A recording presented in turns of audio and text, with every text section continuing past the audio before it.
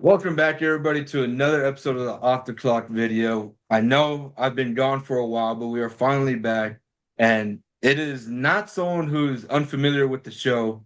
He's been on before. He was on back in season two. I want to say it was one of the last episodes I did for season two. But he is back, and it is none other than Samuel Salinas, assistant coach for University of Texas at El Paso. Off the clock, never needed no wristwatch. Toast up, cheers to life, but this ain't no pit stop. Ayy, my words don't get you to the top. Speak life into the mic like Mike at 90, pass me the rock. My words will touch thousands on the block, without a doubt, but she's a reassurance on me, we lie. Ayy, off the clock, baby, but we tuned in, dialed in. Feel like Cat, how we always winning, man. It's up. Sam, thank you so much for joining me, brother. Thank you. I'm glad to be here, and it's always a great time to talk to you. So I'm super excited to just revisit one of my favorite podcasts. So the first thing I want to get into, I mean, like I mentioned, you were on for I want to say it was two episodes that we did. It was whenever I was only talking strictly sports, and I mean, you came on, you helped me out for a few episodes when you were down to visit from Waco. And did you imagine that one of the next times you would be on my show would be for an interview? No, not at all. Time flies like crazy, and you never know where you can end up and how things progress in the world. And just to see you continuously flourishing with your show, and then me being able to come back and do this is pretty cool to see. I appreciate that, man. I really do. I mean, I honestly, I didn't see myself doing this until later on down the line. But I mean, once it started happening, I loved doing it. I loved interviewing people, and I love having people on talking about their stories. And I mean, we've known each other for years. I mean, since middle school, we've known each other, and I mean, it's awesome to see where you are now as a coach, and to have you on to my show. And I think it's a great honor for me. I know a lot of people may be like, "Oh, that's your friend. Of course, he's gonna be on your show," but still having you on, it still feels great for me to actually text you and ask you, and you're like, "Yeah, man, I'm down." So I mean, that's awesome. I really appreciate it. Of course, man. I wouldn't want it any other way. So the first thing that I want to talk to you about, and it is about your first season coaching at Nelson University. Later after this, we'll get into your upbringing and everything. I want to talk about Nelson real quick because it was your first coaching job as a graduate assistant there, and you're helping with the offensive line. One of the major things you helped, uh, you helped or had a hand in two all conference athletes in AJ Shields and Juan Neves. What does it feel as a coach seeing some of your players, some of your athletes get some accolades like that, some notice from the conference like that? I mean, I just couldn't be more proud of them. They're amazing players, and they're even more amazing men. And just being able to go into my first season of coaching and have two players like that not only lead the group but be able to perform on the field and to get recognized for it, it was such a great feeling because I saw how they would, how much they cared about the sport, how much they cared about their team, how much they cared about themselves, and all the hard work that they put in. And some of the most coachable men that I've ever met in my life. And they're going on and doing great things. And everything that I believe that you can do on the field, it translates to off the field as well. So AJ and Juan are two amazing men. Like I said, that I was just lucky enough to be able to coach, and I just couldn't have been more proud of them. Uh, just to watch them succeed, and then now just afterwards, obviously continuing to see them succeed. So it's a huge blessing for that. So thank you for that. I mean, we'll go ahead and we'll get more into that later on. But now I want to go back to younger Sam Salinas. I mean, well, for the people who don't know who you are, what would you like to give them as your first impression on who you are? I mean, I'd like to say I'm a fun, radiant energy to be around. I always like to be cracking jokes. And just hanging out with hanging out with my family and friends. I'd say that's one of the huge staples about my life is spending time with my family. That's how I was brought up. Within in Kingsville, you know how the Mexican culture is and Hispanic culture of just always doing things with our family, Mhm. fishing, barbecues, whatever we could.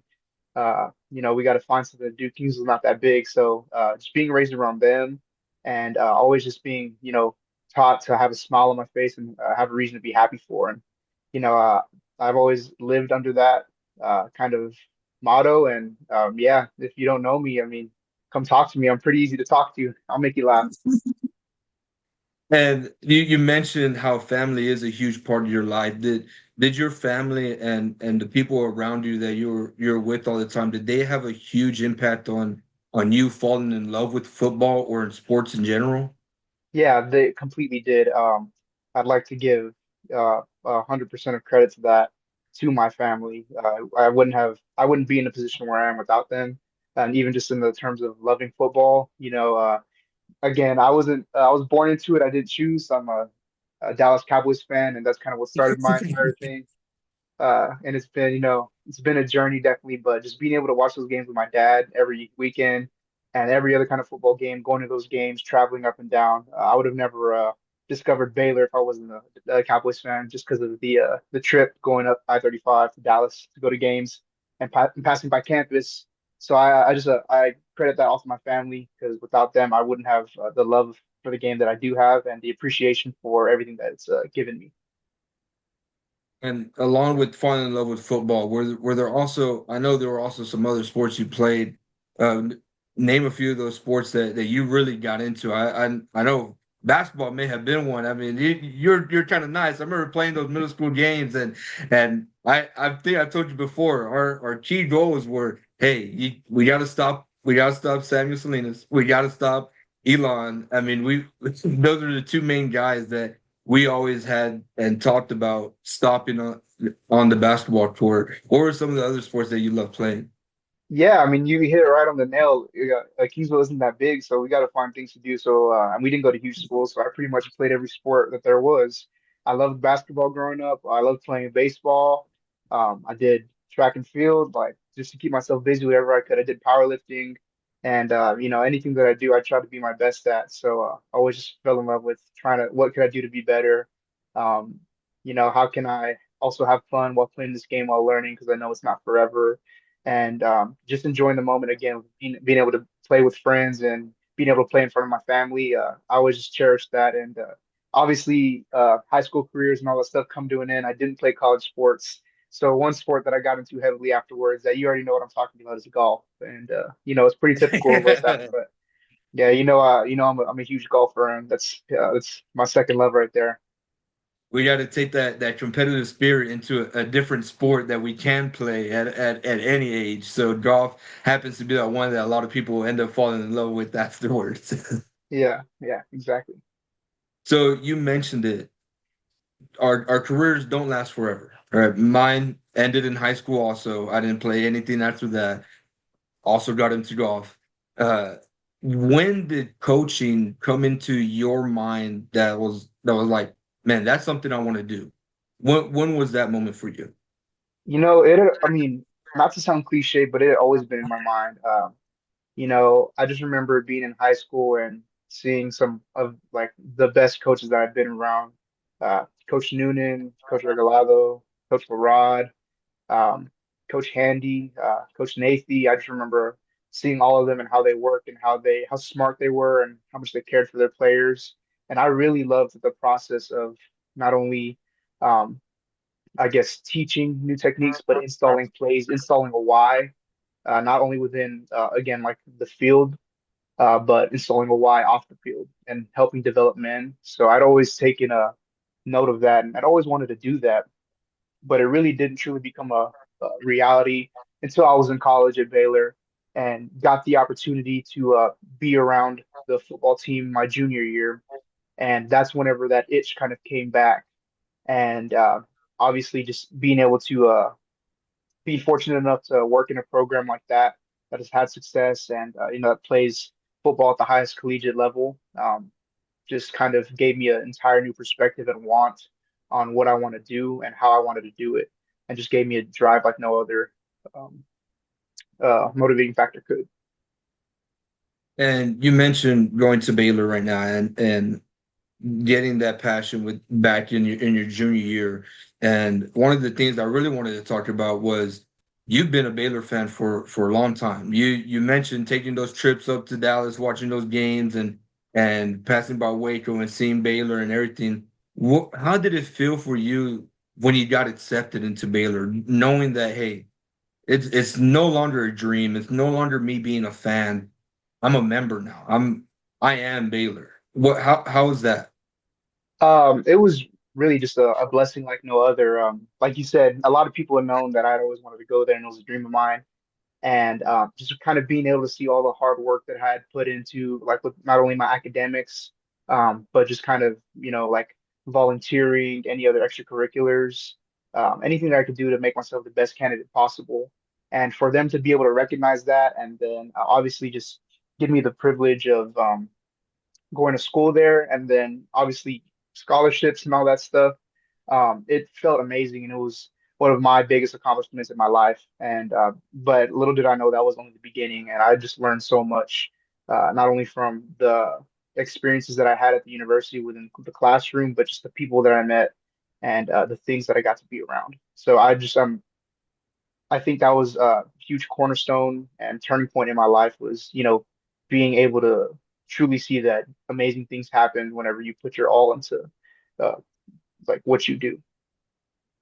And how was your experience at Baylor? Right? You joined the fraternity. You have a huge family there of brothers and sisters that I constantly see you post about and root on. And I've gotten the chance with Ryan to go ahead and meet a few of the people there.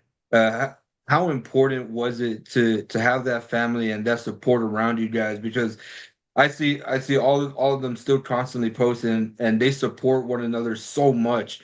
How does that feel for you to have that kind of support around you at all times? Yeah, you're right. Just I'd really consider Waco my home away from home. For the past 5 years, I just built a community like no other. I'd met some of my closest friends there, not only from just going to school there, but like you're right, like you said, I've made some great relationships with through my fraternity with brothers and sisters that I was able to share a lot of experiences with, and just for all of us to be there for one another and celebrate each other's accomplishments, big or small. There's nothing like it, and that's all of us truly want because getting a degree isn't easy whatsoever. And especially when you go away from home to a completely different environment with people you don't know, being able to build something from scratch, lay a foundation, and build up from that. That just creates everlasting memories and everlasting bonds that don't get broken over time. And we still, like I said, we all still keep up with each other, and we still celebrate anything big or small that we go through. And it's nice to see people that I came in with, and that where we all come from different backgrounds and then start sharing similar experiences, do great things. Like seeing, my friends get married or get big jobs or being able to graduate because, I make some friends or some of my brothers who are younger, just being able to see that and just continue to support in any way I can. It's something that means a lot to me because I know that I really appreciate it whenever they show me love. So that's all it's about. It's just creating that community, laying that foundation and building it from there. And it is also huge because they're willing to help you on something else. I mean, like you were able to get me in touch with the fraternity brother in Balaji for a little bit to my intro song is from him. And I mean, all the people who've been listening since beginning of season four or halfway through season four, it's been that intro. And I mean it meant a lot to be able to reach out to you as a friend and like, hey man, can you get me in touch? I've been trying to get in touch with him for a while and just instantly you were able to get me with him and have that song within a few weeks. I mean, it is real huge to see that I wasn't a part of the fraternity. I stayed here at home. I came to Tamu, so I don't have that kind of experience. But to see that they're still willing to help out a friend with somebody that they don't even know, that is really huge, and it shows how important to them that everybody is in that fraternity. The other thing I wanted to say, how was it moving from somewhere you've been your whole life, like in Keensville and growing up with all your friends and family? How was it going to Baylor where you're 4 or 5 hours away. So how was that for you? How was that transition? It was definitely a scary transition because obviously, it's you're going into the unexpected, and at the same time, I was just filled with so much excitement because it's something that I knew I wanted to do. So, you know, just I remember going up there with my family and them moving me in my freshman year. It was obviously a very emotional time, but it wasn't a sad time. It was more so um, excitement and, you know, tears of joy and all this stuff because I was the first in my family to go off to college and experience those things and try and chase a dream that I wanted to do. And I just knew that my family was nothing but the happiest for me. So that made me feel a lot more better about being able to go away. And then obviously over time, as I gained familiarity, gained my confidence, and started getting into the group of things, being able to go and come just kind of became a seamless and transition. It became easier and easier, and really prepared me for where I am now, because I obviously knew Waco wasn't going to be the farthest that I'd be away from my family. So you mentioned that you got the mood to or the want to get back into coaching your junior year whenever you started helping out with Baylor and everything with the football program. How did that come upon? How did that end up happening? What did you end up doing? Did you end up reaching out to somebody like, hey, I want to start helping out, or did it just happen? Yeah, I mean, it's something that I've been wanting to do since my freshman year. So I did say that I didn't start until my junior year, but that didn't mean that I had been trying since my junior year. I'd been trying since my freshman year to get in with the football team. And I think what really was, and I'm just forever grateful for them giving me the opportunity to start and get into it. But I do remember just seeing they had like posted an ad on Twitter or something like that, and I just remember I reached out and applied. And I think this was my second time or third time applying for it, if I believe. I think it was my third time, and it was my third time interviewing. Mhm. Um, and I just remember seeing all of the personnel and recruiting workers that I had seen for the past couple of times, and just going in there and, you know, having my fullest confidence, knowing that I wanted to do this and wanted this job, and just kind of obviously marking myself to why I feel like it'd be a great fit, even as a student worker. And I remember what they told me, they had saw my persistence. They had seen, me constantly trying and trying, and they wanted to give me a shot. And I was forever grateful for that because after that, just being able to get my foot in the door in the building and being able to start working and learning different experiences and learning different things from such amazing people, that meant everything to me. And like I said, that gave me a drive and fire under my butt like no other. What were some of the what was the job that you had? What were some of the responsibilities that you had to do when you were there? Yeah, so I was technically mainly a player personnel student worker.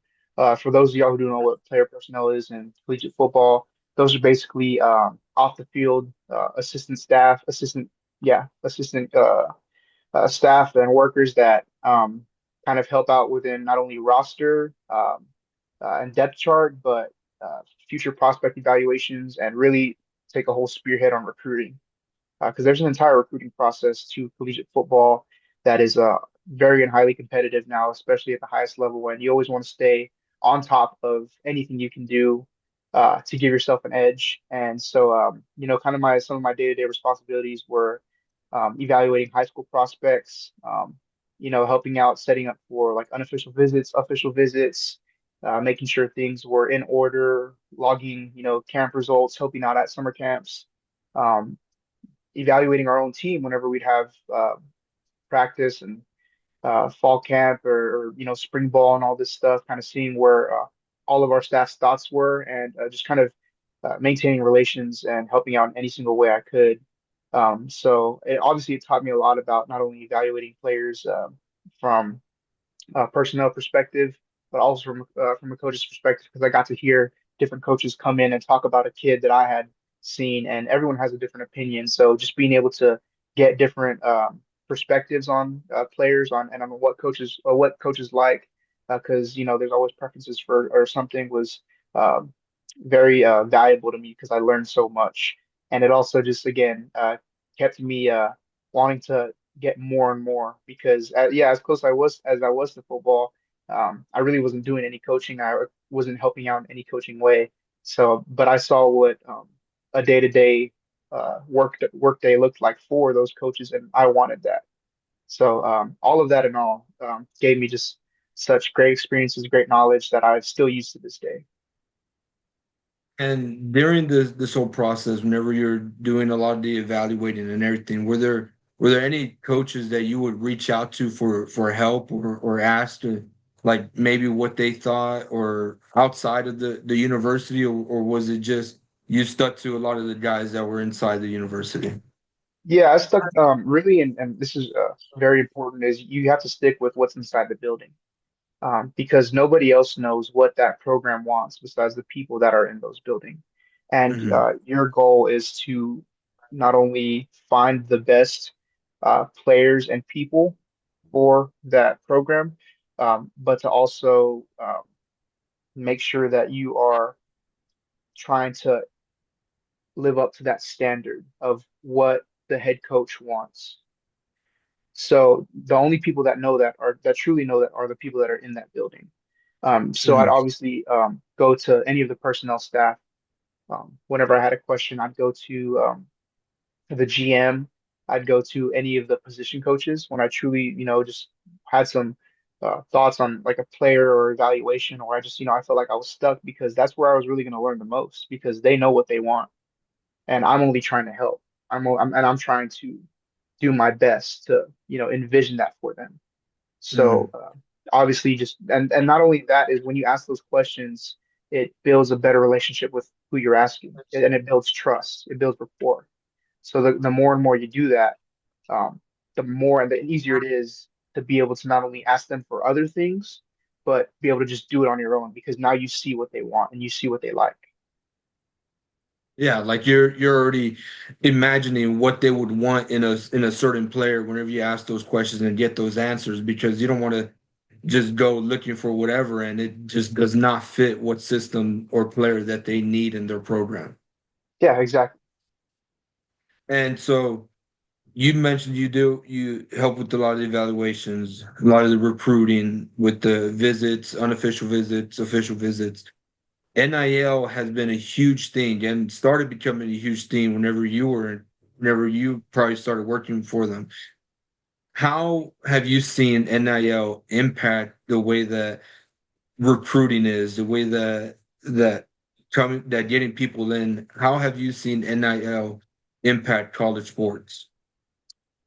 It's been definitely very crazy to see come from the ground up because you're right. I was just joining collegiate football when NIL was really becoming solidified within, universally Division One and all those programs and seeing like collectives and actual NIL budgets and all of that was very intriguing because you can see everyone has different motivators and different motivating factors, right? That's one thing that you have to be able to decipher and find out. Like what gets you going? What gets me going could be different than what gets you going. You know what I mean? Like if we go to a Mhm. restaurant, we gonna order the same thing? Probably not. No. You know, probably not. And is it gonna? And and if we do order the same thing, we'll probably have different levels of how we like it. And so Mhm. I kind of attribute that back to recruiting and NIL and anything like that. Some person might like um, money more than others. Some person might like the campus experience or the majors that the school has to offer or the community feeling of the team or having like a second father as a coach. Because everyone comes from different backgrounds. So there's obviously different motivating factors for everyone and what really truly um, gets a person out of bed every day. So being able to just see all of that or learning all that and then seeing how NIL has affected that is definitely, ever changing because budgets are just getting bigger, players are getting paid more, coaches are getting paid more, and it's just I feel I'm pretty lucky to be able to be joining into or being pretty established in college football already at this time while NIL is going on. So that way I can just kind of keep on building my knowledge about funding and just helping me as a recruiter from there. You mentioned some of the players that might have different motivation factors whenever they're going on visits or looking at certain schools. Do those certain motivations kind of affect the way that you would look at a player depending on what they really want out of the school, or is it, man, we want to get the best talent that fits our program, we're going to get them, or how is that for you? Again, from my perspective, I think it's all of that entitles to what players do you want in your building, and Hmm. not only what type of players you want in your building, what type of people do you want in your building. So it's all about laying a foundation and staying true to that foundation and that standard. So once you're able to have a clear cut idea of what you want, not only from players but from people, it makes it a whole lot easier in being able to decide between different, players and different personalities, different motivating factors, all in all within that. And another thing I want to talk about, the transfer portal. Everybody talks about the transfer portal as being this massive thing where you got thousands of athletes entering the portal after every season, and there's a lot of them that don't end up getting to a university. There's a lot of them that end up going nowhere. I've seen some athletes where they've entered the portal thinking that they can get something better, and they don't. They don't get uh that step up that they would want, that they end up stepping down, or they just don't go anywhere at all. They're just stuck in the portal. As a coach, how have you seen the portal kind of affect college football? I know it's only been a few years that you've been in it, but how have you seen it affect some people? Yeah, I think words that I can think of when I think of the transfer portal is just uh, fast paced Hmm. um, and ever changing, fast paced and ever changing. Because there's it's a business at the end of the day, and um, ultimately you always got to respect what people want to do that they think is best for themselves. And everyone has a different reason, everyone has a different why.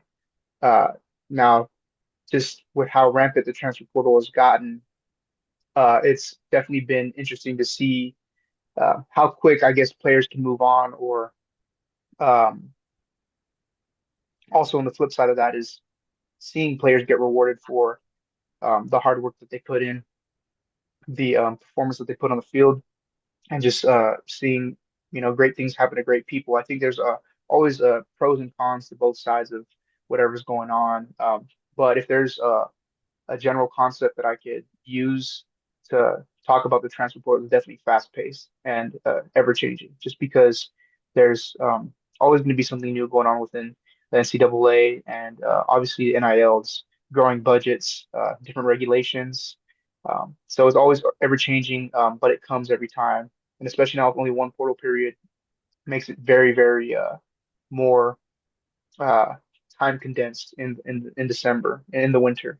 So just kind of seeing all of that ramp up as fast as it did makes me actually excited to see where it's going to continue to go, because it's beneficial really for everyone for the most part. Um, for players, it can help reward players, and it can also help reward teams. So it's the team's job to be able to get the right players and right people into their building. It's the players' jobs to be able to perform, so that way they can continue to improve and the places that they think that they want to be in. So now we've talked about your time at Baylor, and we've talked about what you've done there. Something I will go on to the next thing. How did Nelson University come about? How did you find out about this school, and what? Just tell me about that. Yeah, so you know, I'd I'd take a lot of I'd give a lot of credit to my dear friend and huge mentor for me, Marco Regalado, and I'm sure you know exactly who I'm talking about. What an amazing man! But I remember going into my my last semester of my senior year, he sent me this Twitter post, and it said, Blake McCullough on Twitter was looking for offensive GA. He was like, "Hey, I know this coach. Why don't you go ahead and reach out to him and see what happens?" So I reached out to him, and sent my resume and told him how I wanted to coach, and that's what I wanted to do as a career. And he got back to me, and he was saying that they were looking for GAs for the spring, right then and there. I was like, "Oh, well, I'm sorry, I can't help because I still have one semester of school left." So I was pretty kind of bummed out about that because obviously I was looking for a GA ship somewhere, or just kind of looking to get my foot into the door of coaching college football. And I remember it was about a week and a half before I graduated, and I was driving one morning, and I'd gotten a call from Coach McCullough because him and I stayed in contact and all of that. And he called me and he just asked me how I was doing. And he's like, "Hey, like, you found a job yet?" And I was like, "No, I haven't." He was like, "Well," he was like, "I have a GA job open for O line." And I was thinking about who I could want to interview or hire, and you're one of the first names that came up to my mind. And he was like, "You want to come interview next week?" I was like, "Yeah, I'd love to." And Waxahachie's only about a 55 minute drive from Waco. So I went and interviewed that next week. I believe it was on a Tuesday, a couple of days before I walked the stage. And I remember and you could even ask them. It's a hilarious story because I was fully suited out, and I remember I was in my room the night before, the morning of, going over any type of run concept, pass protection that I could think of, installing it, teaching it, my philosophy, going through techniques that I like to use, and drills that I would, like to install, and how I watch film, and then how I evaluate players. And I went up there and in a full suit and met Coach McCullough and Coach Garrison, who who I adore greatly, sorry. And it was a great interview. They said I killed it, and I just remember me just kind of talking with them, and we all meshed well. Blake's an amazing guy. Coach Garrison's an amazing coach, and just I've learned so much from them. And they were just asking me different questions about where like how we were, why I wanted to get into college football, um, my experiences, everything that's kind of led me up to that moment. And it went well. And then they asked me to get on the board, and my heart dropped. And I went up to the board and grabbed a marker, and my hand was literally shaking as they told me to teach how I would block inside zone and teach how I would block counter. And Coach Garrison, after they loved it, and obviously it went well. We probably had about a 2.5 hour interview, close to 3 hours, and ended up getting the job, and was forever grateful for that. I remember I met Coach Hudgens probably about halfway through that meeting, who's the head coach, and just kind of again seeing how I you know understood the game, and then them asking how I evaluated players, which really set, I feel like, was like a turning point for me in understanding that I am confident in what I can talk and teach, especially whenever I was telling and explaining it to them. And right then and there, shortly after, probably about a week after that, they called me that I got the job, and I started working that June, and it was great. I loved all the people I worked with. I loved the players that I worked with, and I learned so much and taught so much, and was forever grateful that they got me, and then were trusted me enough to just throw me in the fire.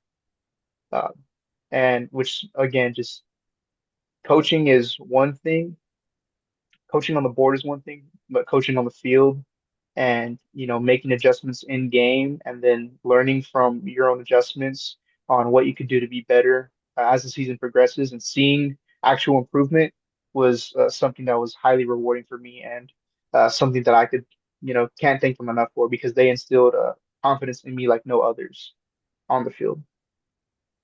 What were some of the biggest lessons that you learned throughout that 1 year that you were with Nelson? What were some of the biggest things that you take away from your time there?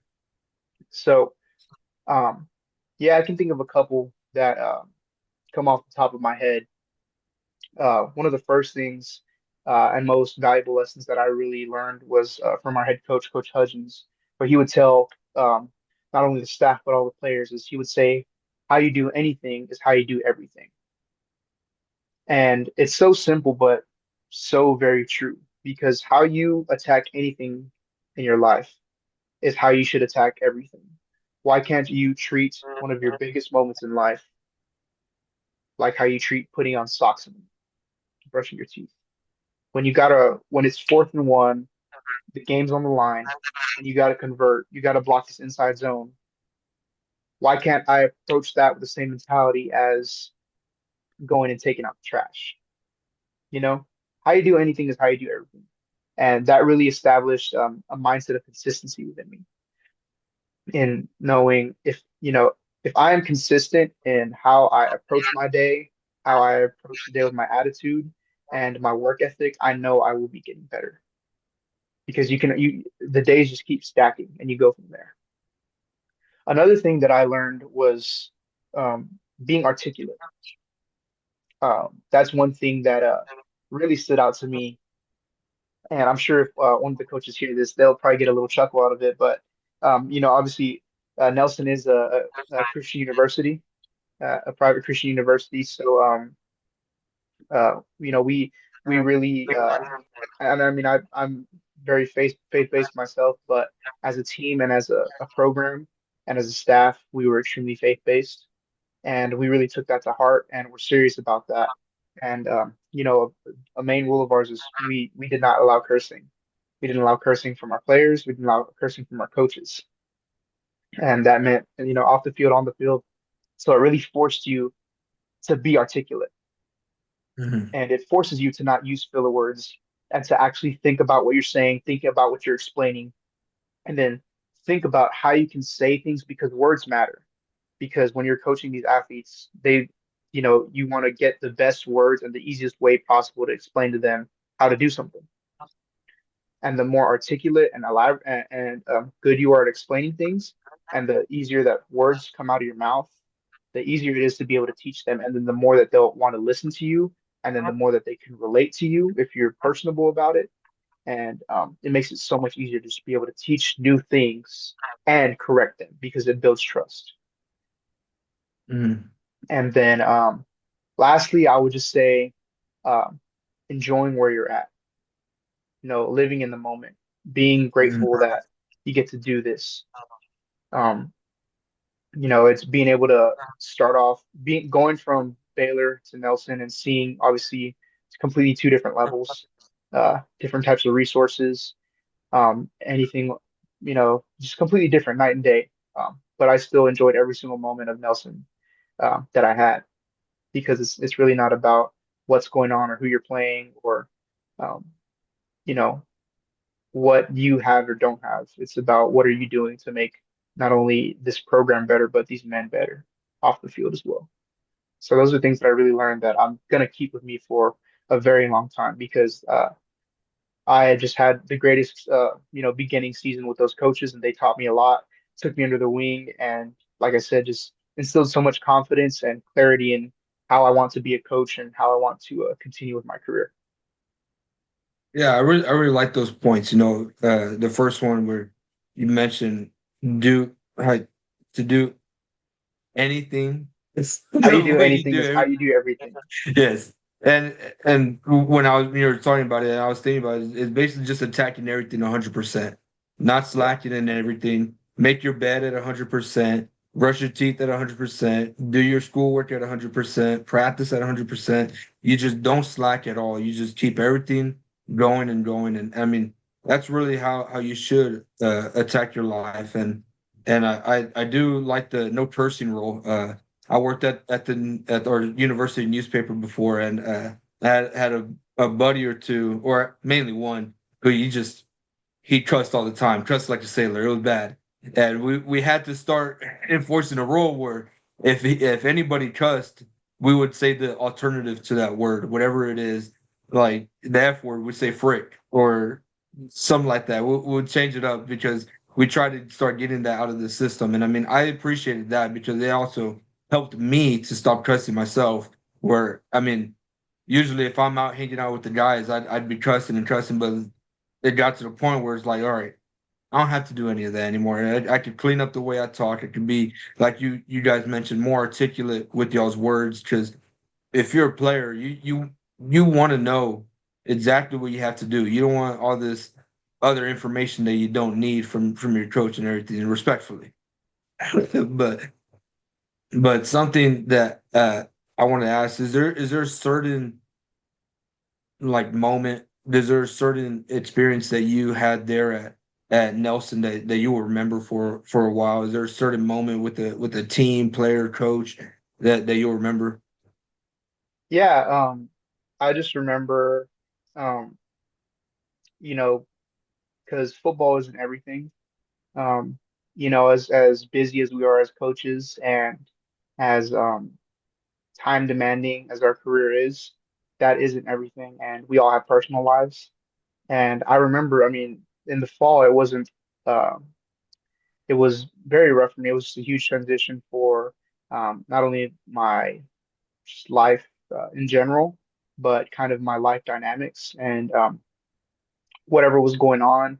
And I remember, I've always just kind of been a private person in that sense, and handle things on my own.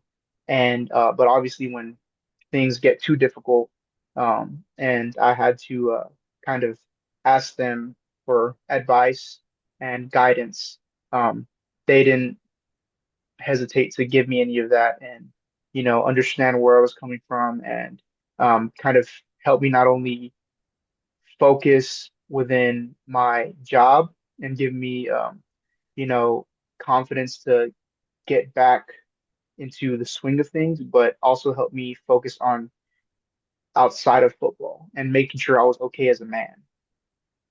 So I think from my coaches, that is one thing that I'd forever be grateful for, and why they stand out to me so much is because on a dime, um, when I asked them for anything, they were there to help, and they gave me honest and truthful advice and guidance. And life is bigger than football, and so I care about the life aspect more. And they showed that they care about that as well. So that was And something that was super cool to see. I think that's something that a lot of people forget whenever they talk about coaches or they talk about getting into a coaching job or into any job that involves sports.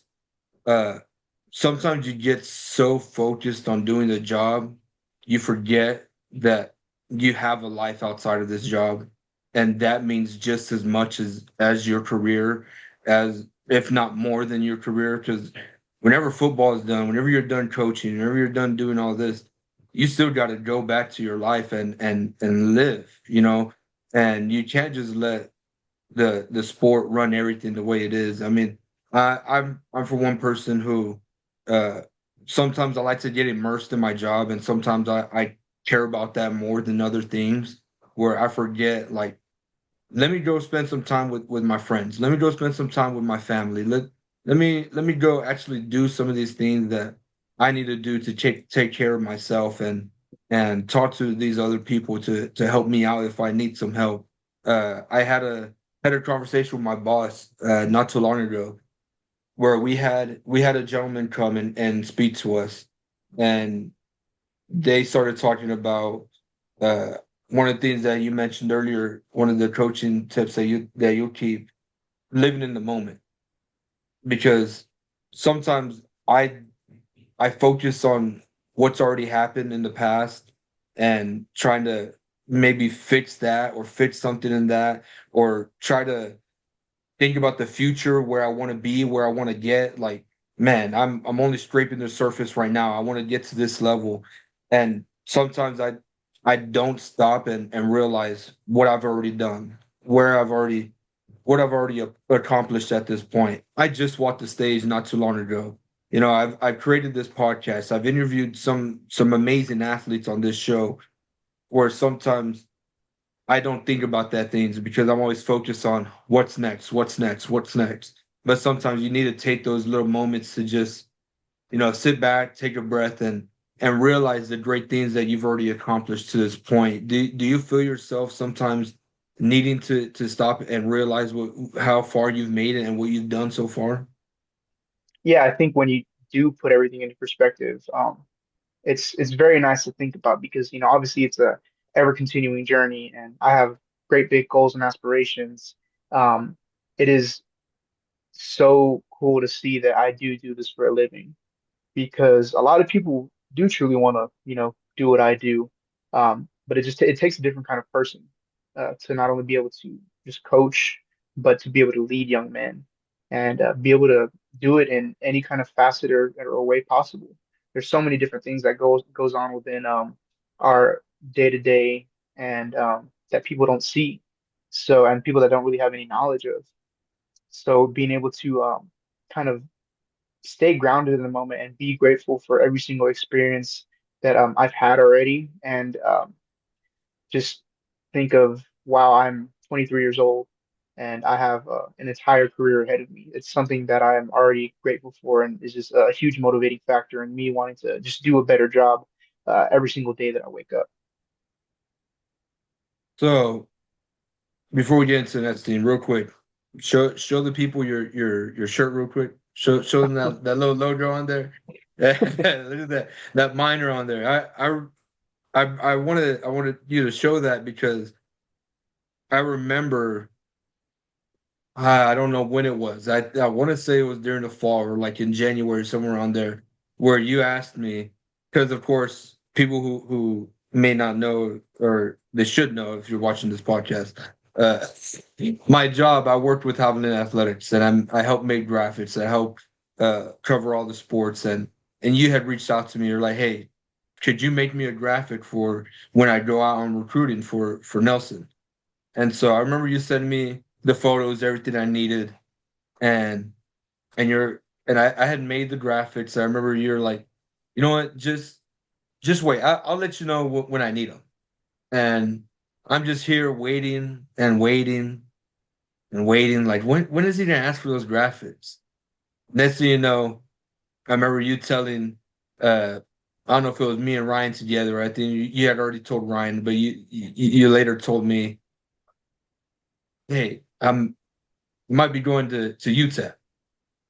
How did that come about? How did UTEP end up coming on the radar for you? Because that just when you told me that, I was beyond ecstatic for you because I had been waiting to make to use this graphic for you recruiting at Nelson, but then you go ahead and you tell me that you have an opportunity to go to UTEP.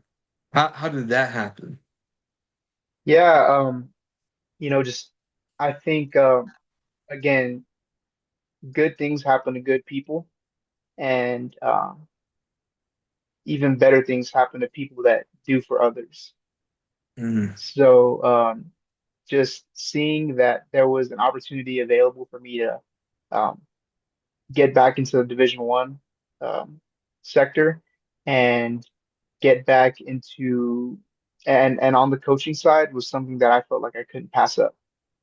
And again, just not only obviously trying my hardest and my best to perform on the field, but also off the field. And I credit a lot again to my mentor, Coach Regalado, for also just helping me get my foot in the door and not only with just in college athletics, but giving me guidance on what I should do and what I felt like I needed to do. And I remember when I gave him that phone call, and he kind of told me everything that I was already telling myself.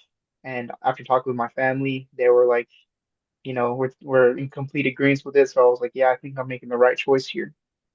And I just remember, having the opportunity and being excited about it. And when I I went through, a couple phone calls, and next thing I know, I'm going to the University of Texas at El Paso within a month. So it was cool for all of that to kind of fruition and come out. And again, I just couldn't be more blessed and excited to uh, continue to keep on growing from here.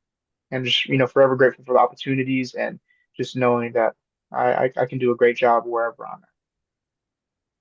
and I remember when I made your graphic whenever you announced that you were going to UTEP, and one of the things you had told us, you had mentioned to us that you'd be working for the offensive side. You'd be working with, I believe you said tight ends, if I'm not Yeah. mistaken.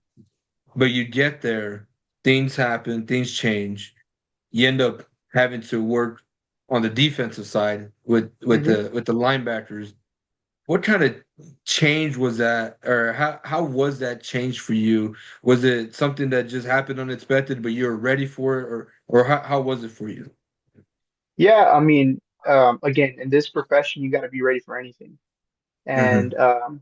adaptability and versatility is everything also in this career and profession. Like I said, I feel like I can do a great job in any type of in any type of position that I'm in. And whenever that opportunity came about, I was nothing but excited for it. And since that transition, it's been a great learning experience.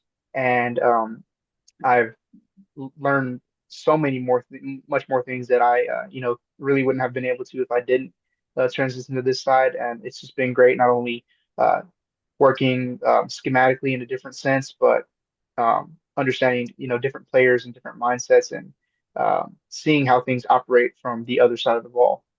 It's really nice to see, and like I said, it's been a great experience, and I feel like I can do a great job wherever I'm at. So, And how has your time been there? You've been there for a few months now. You were there for all of spring camp, was it? yes. How has your experience been there at UTEP with the team, with the coaches, with everybody? How has it been?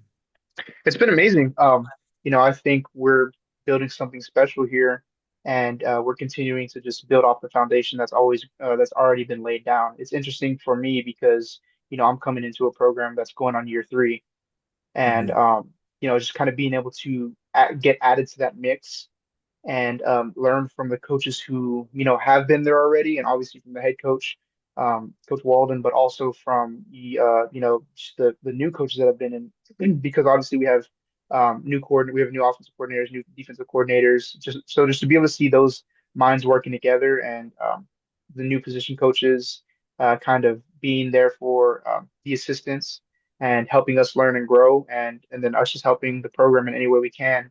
It's been an amazing experience. I work with a bunch of great people, and I love my time here. Like I said, I think we really got something brewing going on, and we're putting ourselves in a great position for this upcoming season. And then El Paso too. El Paso is just a true hidden gem. It's not. I could be honest. I wouldn't have even thought about it before I came here. And it's the typical perspective of it is it's just nothing's out there, and it's just a small little town, but no, it's a whole city. It's a whole city with a metroplex of over 2 million people if you include Juarez, Mexico, and it's just a entire different vibrancy going off in this city. And there's so much to do. Everyone's so nice here, um, and it's a great atmosphere to be able to see how much the city of El Paso takes pride in the miners, and being able to kind of give that back is something that we're trying to do, and just continue to improve and win some games. Uh, Recently, you guys had a camp there or a little coaching and seminar and everything going on. You got to meet one of your I'd want to say one of your favorite coaches and Jason Garrett. How was that moment for you being able to meet him and take a picture with him?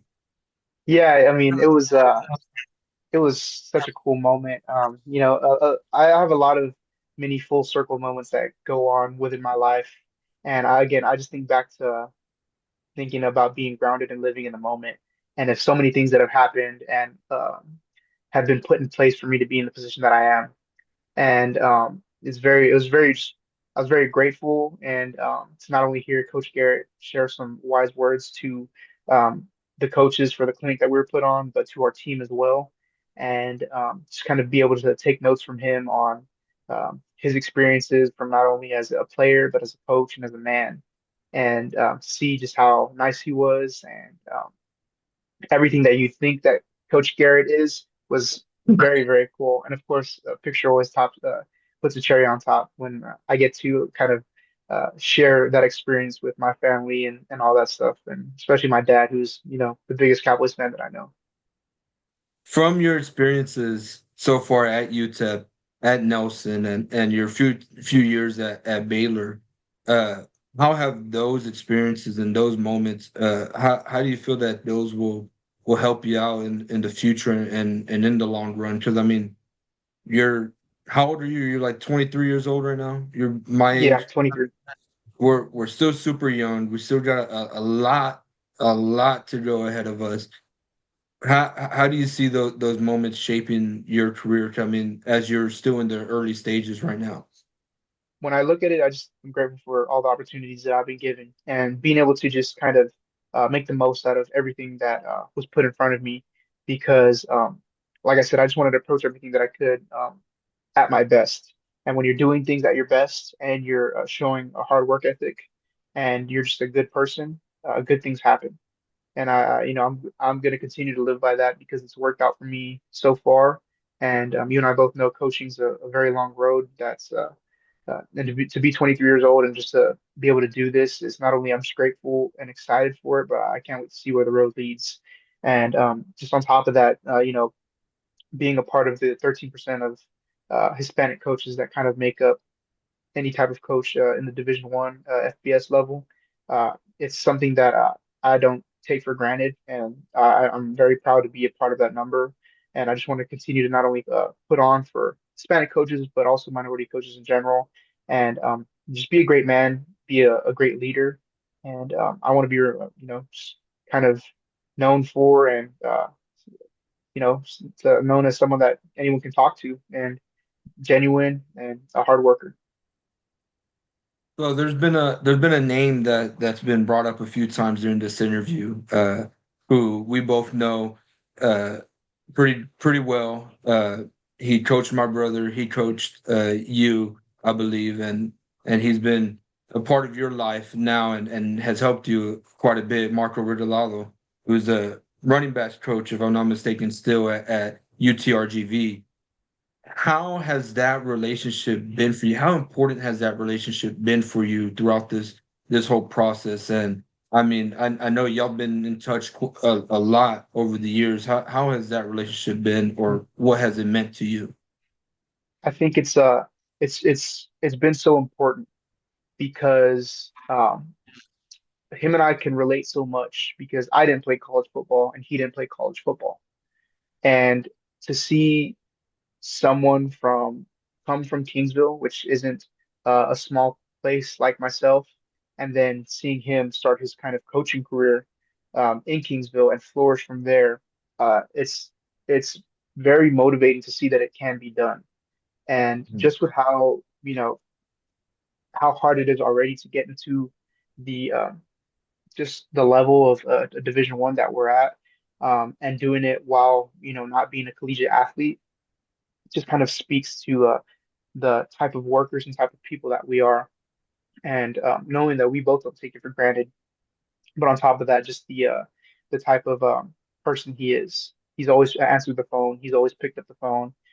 Any question I've asked, he's answered, and he's always made sure to you know, try and put me in places where I can grow and succeed. And I hopefully one day I can provide that back for him.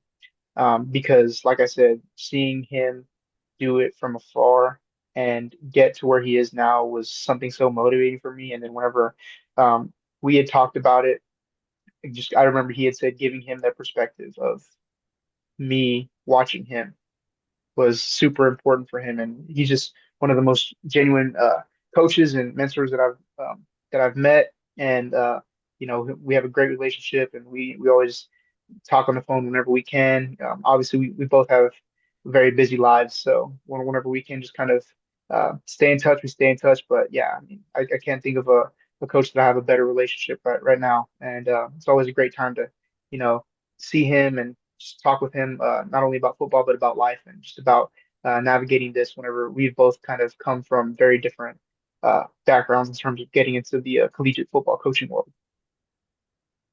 And another thing I wanted to talk about, you had mentioned it multiple times throughout this interview. where at Baylor you did a lot of the evaluating, a lot of recruiting and everything. Nelson, you were coaching offensive line. UTEP, you're supposed to coach on the defensive side, but then or on the offensive side, but then you end up coaching on the defensive side. How important to you, and this is something that I think is massively important, and I call it being a Swiss Army knife, and I think everybody else calls it being a Swiss Army knife, where you're able to do a little bit of everything and help out in anything because you're able to just get a foot in the door, no matter what it is. You're able to just get your foot in the door and then later on prove to people, hey, I can do this also. I can also do this. I know how to do this. And you mentioned in your interview with Nelson that the recruiting part and the evaluating part became a huge plus for you. How important for you do you think it is being that kind of Swiss Army knife kind of coach where it doesn't matter where you're at, you're gonna be a badass coach. You're gonna be a great coach wherever you are. How important is it for you? Yeah, I think it's super important, especially, with the type of background that I come from. Um, Being able to do a lot of things at a high level is very valuable. And if you could be trusted with a little, you could be trusted with a lot. So just kind of being able to continuously show my credibility within my work ethic and my approach, um, it's it's something that I don't take lightly at all. And as I see myself right now, I'm very grateful for being in the position I am and learning as much as I can. And like you said, you're right, being a Swiss Army knife, being a jack of all trades. But obviously, after that, I'm gonna have to start becoming a master at one. So, uh, so after as I continue to provide value in any way I can, that's whenever we'll see how where the road takes me and how I can continue to just improve and develop as a coach from there. And so, I mean, Sam, that's basically all I have for you, man. There's nothing much I really have to ask. I mean, is there anything that we haven't talked about that you'd like to share with us, share with the fans that are listening? I mean, I'm just like I said, this is super cool to do. Mark's my boy, and forever be my boy. We've known each other for forever now, and I'm just super We've given each grateful other that concussions before. we have given each other concussions before, and I'm not only super grateful and but I'm super flattered and humbled that he wanted to take time out of his day to interview me for an episode, and I can't thank you enough for that. And I'm gonna do it any time of the day, and we'll always get it done. But like I said, it's just it's super cool that you wanted to interview and talk to me, and I appreciate you for that, man. It really means a lot. Yes, man. I really appreciate it. Like I mentioned in the beginning, this isn't the first time you've been on my podcast. You were willing to help me out back a few seasons ago and help me out with the episode or two. And now for you to be on this first interview of season 5, massive respect and massive thanks to you for wanting to join it and being a part of this. So again, man, I appreciate you, and for sure we will do this again. I mean, this won't be the last one that we have, so we got a few more in us. Yeah, I mean, whenever you want it, I got it. And just everyone, for whoever's listening, you know, you got the greatest podcast host in the world. So y'all be grateful for that. I mean, this is not only is he an amazing, uh, you know, podcast show hoster and organizer, but he's an even more incredible human being. And I haven't heard of, there's not many more funnier people than this man right here. I appreciate it, man. Thank you so much for joining. Hey, thank y'all. Picks up. Yeah, off the clock, never needed no wristwatch. Toast up, cheers to life, but this ain't no pit stop. Hey, my words don't get you to the top. Speak life into the mic like Mike at 90, pass me the rock. My words will touch thousands on the block. Without a doubt, but she's a reassurance on me, we lie. Hey, off the clock, baby, but we tuned in.